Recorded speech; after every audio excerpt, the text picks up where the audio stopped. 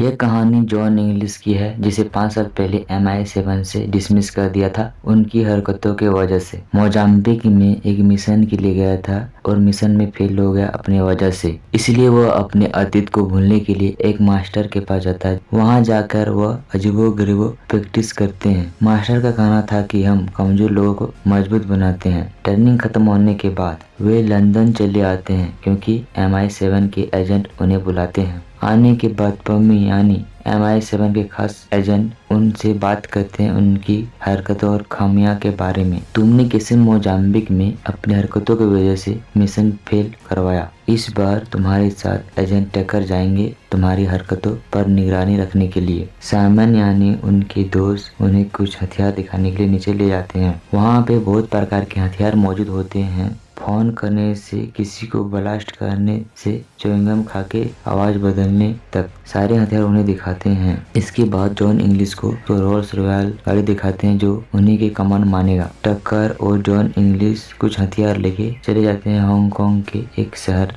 जहाँ casino game खेलते हैं। वहाँ पे वे एक चश्मे का तलाश कर रहा होता है। तलाश करने के बाद उनके पास जाता है। जाते ही उनके कान में कुछ फुसुर फुसुर करते हैं पर उसे तभी कोई शूट करके मार देता है। उस आदमी के हाथों में कुछ दिखता है जिसमें रूम का नंबर लिखा था। इसके बाद जॉन इंग्लिश चले जाते हैं उस रूम को खोजने के लिए। वहाँ पे फिशर नाम का एक आदमी रहता है। वह आदमी जॉन इंग्लिश से कुछ बोलता है कि चीनी प्रधानमंत्री को मारने वाले गैंग का नाम है वोर्टेक्स, पर जॉन इंग्लिश यह मानने को तैयार नहीं था। वह बोलता है कि सबूत चाहिए, तो फिशर उनसे एक चाबी देते हैं जो वोर्टेक्स गैंग का गुप्त हथियार था। वह चाबी की खास बात यह था कि वह इसके बिना गुप्त हथियार नहीं खोल सकता था। जॉन इंग्लिश और फिशर बात कर रहा होता है कि उसे खिड़की से कोई स्नाइपर लेके मार देता है। जॉन इंग्लिश और उसके साथी उसे पकड़ने के लिए जाते हैं तो वह चकमा देकर भाग जाते हैं। तभी वोर्टेक्स गैंग के और भी साथी वहां आते हैं जो फिशर के पास से चाबी लेकर भागने की कोशिश करते हैं, पर जॉन इंग्लिश उसे पकड़ लेते हैं और चाबी छीन लेते हैं। चाबी लेने के बाद वह वापस लंदन आते हैं, लेकिन लंदन पहुंचने से पहले उसके चाबी को कोई चुरा लेते हैं। वह सिर्फ खाली सूट लाते हैं। सब निराश हो जाते हैं। जॉन इंग्लिश को यह एहसास होता है कि फ्लाइट में सुसांग नाम का एक व्यक्ति मौजूद था जो उसके सूटकेस को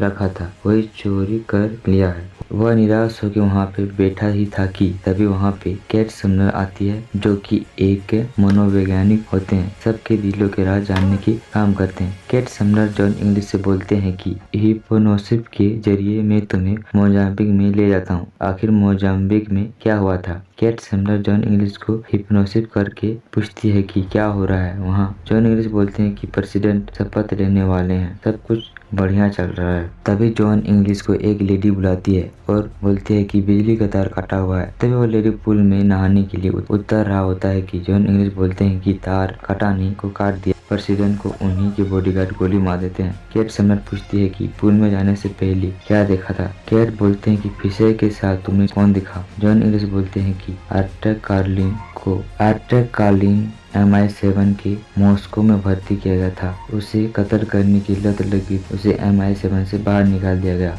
आज वो क्लब में मैच खेलने आ रहा है, ऐसे टकर बोलते हैं और उनसे मैच खेलने के लिए सेटिंग करते हैं। पीटर एडम नाम से MI7 के सदस्य पमी बोलती है कि यदि कार्लिन वोर्टेक्स के मेंबर है तो उसे जिंदा पकड़ के लाओ। जॉन इंग्लिश और कार्ली साथ में मैच खेलने लगते हैं। तभी वहाँ पे बुढ़िया शूटर उन्हें शूट करके मार देता है। जॉन इंग्लिश उसे बचाने के लिए हॉस्पिटल जाने लगते हैं, पर रास्ते में उनका डेथ हो जाता है। मरने से पहले जॉन इंग्लिश से वह कुछ बातें बताता है कि KGB, CIA, MI7 के कुछ एजेंट मिले हुए हैं वोर्टेक्स गैंग में। जॉन इंग्लिश और MI7 के सदस्य प्राइम मिनिस्टर के साथ मीटिंग कर रहे होते हैं। तभी पम्मी जॉन इंग्लिश से पूछते हैं कि वोर्टेक्स का केस के बारे में। जॉन इंग्लिश बोलते हैं कि वोर्टेक्स में 3 आदमी हैं। पहला फिशर था, दूसरा कार्लिन को आज सुबह किसी तीसरे के आदेश से मार दिया। पम्मी जी पूछती कोई सबूत? जॉन इंग्लिश बोलते हैं कि मुझे 24 घंटे दे दो, मैं पता करता हूँ। MI7 के तीसरे वोर्टेक्स के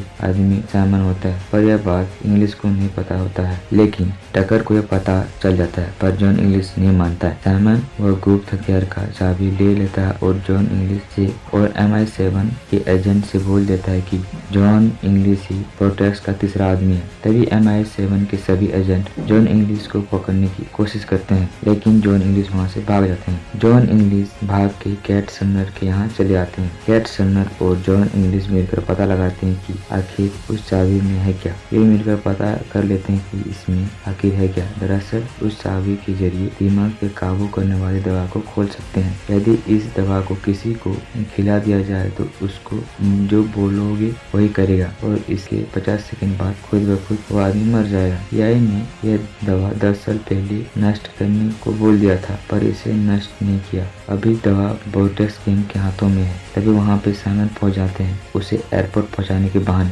और कैट समय से पूछती है कि जॉन इंग्लिश तो नहीं है यहाँ। कैट बोलती है कि वह मेरे टाइप का नहीं है। तभी जॉन इंग्लिश को याद आता है कि वोर्टेक्स का तीसरा आदमी साइमन था। तभी जॉन इंग्लिश टकर के पास जाते हैं और दोनों मिलकर इसको रोकने जाते हैं। साइमन वहाँ पे MI7 के एजेंट पम्मी को जूस के साथ वोर्टेक्स की दवा को मिलाकर चीनी प्रधानमंत्री को मरवाना चाहता है, लेकिन तभी वहाँ पे जॉन इंग्लिश आ जाते हैं और गलती से वहाँ पे रखा जूस वह पी लेते हैं। पीने के बाद वोर्टेक्स का दवा का असर होने लगता है। साइमन मौका देखते ही जॉन इंग्लिश को बोल देता है कि चीनी प्राइम मिनिस्टर को मार दो। जॉन इंग्लिश उनके बातों को मानने लगता है और मारने के लिए चल जाता है। जॉन इंग्लिश अपने आप को रोकने की कोशिश में लग जाता है और वह नहीं मारता है। तभी वहाँ पे टकर आ जाता है। दवा के असर को रोकने के लिए गाना लगा देता है। गाना सुन के जॉन इंग्लिश डांस करने लगता है। तभी टकर बोलते हैं कि वो 50 सेकंड में मर जाएगा। वहाँ से साइमन भाग जाते हैं क्योंकि MI7 के सभी सदस्य जान चुके थे कि वोर्टेक्स के तीसरा आदमी साइमन है। जॉन इंग्लिश को थोड़ा देर बाद होश आता है और वह वहाँ से